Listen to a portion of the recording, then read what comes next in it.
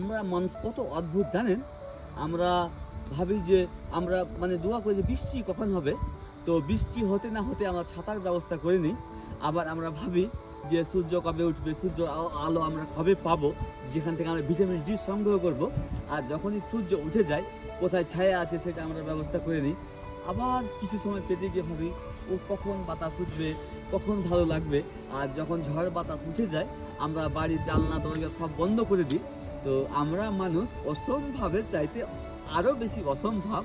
আর এই পৃথিবীতে সব চাইতে যদি কোনো মুশকিল, অসম্ভব আর শক্তির কাজ হয়, তো মানব জাতির মন জোগানো। আপনারা দেখবেন যে একটা বাঘ অসম্ভব শক্তিশালী, সেটাকেও আপনারা দেখেছেন চিড়িয়াখানায়।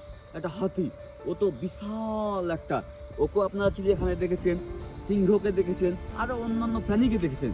কিন্তু আপনারা কোনোদিনই কোনো মানুষকে চিড়িয়াখানায় দেখেনি। কেন দেখেনি?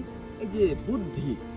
তো মানব জাতিকে কাবু করা যায় না, কারণ যত রকমের কুবুদ্ধি সব মানব জাতির ভিতরে। তো খুব খুশি হয় যে মহান আল্লাহর বানানো সর্বশ্রেষ্ঠ প্রাণী মানুষ।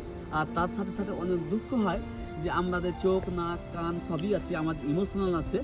আর এই পৃথিবীর সব জীবজন্তুর মধ্যে সবচেয়ে যারা আমরা বেশি ভুল করি, সেটাও আমরা মানুষই করি, অন্য অন্য প্রাণীরা করে না। জানেন, একটা সময় পেরিয়ে গিয়ে ঠিকই বুঝে যাবেন যে কেউ পাশে ছিল না, আর আর কেউ পাশে থাকে নাও। তো আমি এটাই বলবো, ফ্যামিলিকে সময় দিতে হবে, আর নিজের কাজকে রেসপেক্ট করতে হবে, আর সর্বদা নিজের লাক্স, নিজের কাজ, নিজের উদ্দেশ্য দিকে এগিয়ে যেতে হবে। খুব ভালো থাকবেন।